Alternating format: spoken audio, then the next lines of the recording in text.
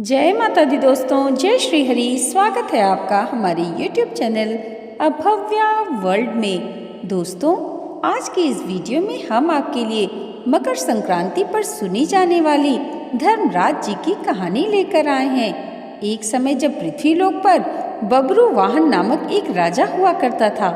उसके राज्य में किसी चीज की कोई कमी नहीं थी। इसी राज्य में एक हरिदास नामक ब्राह्मण भी निवास करता था, जिसका विवाह गुणवती से हुआ था, जो कि बहुत ही धर्मवती एवं पतिव्रता महिला थी। गुणवती ने अपना पूरा जीवन सभी देवी देवताओं की उपासना में लगा दिया और वह सभी प्रकार के व्रत करती थी और दान धर्म भी किया करती थी। इसके अलावा अतिथि सेवा को वह अपना धर्म मानती थी। ऐसे ही ईश्वर की उपासना करते हुए वह वृद्ध हो गई। जब उसकी मृत्यु हुई तो धर्मराज के दूत उसे अपने साथ धर्मराजपुर ले गए। यमलोक में एक सुंदर सिंहासन पर यम धर्मराज विराजमान थे और उनके पास ही चित्रगुप्त भी बैठे थे। चित्रगुप्त जब धर्मराज को प्राणियों का लेखा जोखा सुना रहे थे, तभी यमदूत गुणवती को लेकर पहुँचे। गुणवती यमराज को देखकर थोड़ी भयभीत हुई और मुंह नीचे करके खड़ी हो गई। फिर चित्रगुप्त ने गुणवती का ब्यौरा निकाला और उसके बारे में धर्मराज को बताया। धर्मराज ने गुणवती का पूरा ब्यौरा देखा और वे प्रसन्न हुए, लेकिन फिर भी उनके मुख पर थोड़ी सी उदासी भी छाई हुई थी। यह देखकर गुणवती ने पूछा, हे प्रभु, मैंने तो अपने जीवन काल में सारे सत्कर्म ही किए, फिर भी आपके मुख पर उदासी छाई हुई है। इसका क्या कारण है? प्रभु, मुझसे क्या भूल हुई है?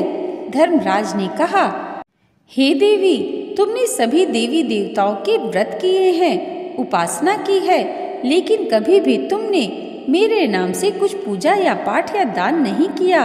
धर्मराज की बात सुनते ही गुणवती क्षमा याचना करने लगी और कहने लगी, हे प्रभु, मुझे आपकी उपासना के बारे में कुछ पता नहीं है।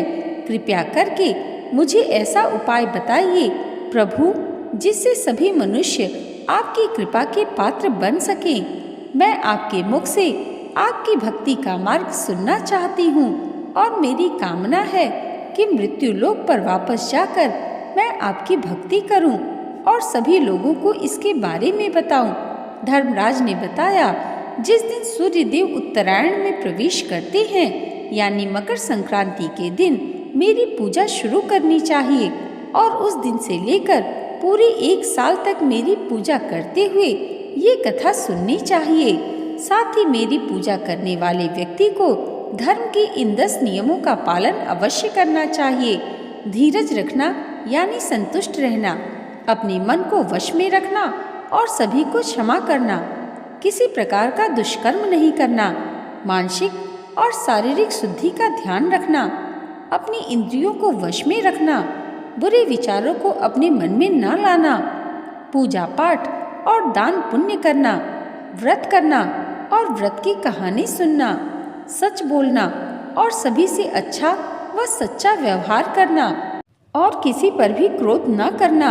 धर्म के इन सभी लक्षणों का पालन करते हुए 1 साल तक मेरी कथा नियम से सुने, दान पुण्य और परोपकार के काम करें और अगली मकर संक्रांति पर इस व्रत का उद्यापन करें। इसके बाद मेरी एक मूर्ति बनवाकर विधि विधान से प्राण प्रतिष्ठा करवाकर हवन पूजन करें और साथ ही चित्रगुप्त की भी पूजा करें और काले तिल के लड्डू का भोग लगाएं। इसके बाद ब्राह्मण भोज करवाएं व बांस की टोकरी में 5 सेर अनाज का दान करें। साथ ही किसी जरूरतमंद को गद्दा, तकिया, कंबल, लोटा व वस्त्र आदि का दान करें। संभव हो तो गौदान करें।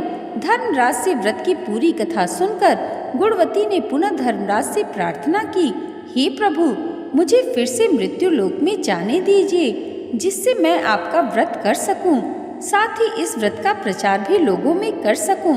इस पर यमराज ने गुणवती को धरती लोक पर फिर से जाने दिया। धरती पर वापस आकर गुणवती ने धर्मराज द्वारा बताए गए व्रत के बारे में अपने पतिदेव को बताया। मकर संक्रांति आते ही गुणवती और उसके पति ने ये व्रत शुरू कर दिया।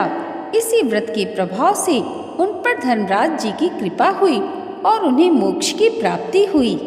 दोस्तों, आज की ये वीडियो अगर आपको अच्छी लगी हो तो इसे लाइक और हमारे चैनल पर पहली बार आए हैं तो सब्सक्राइब करना मत भूलिएगा।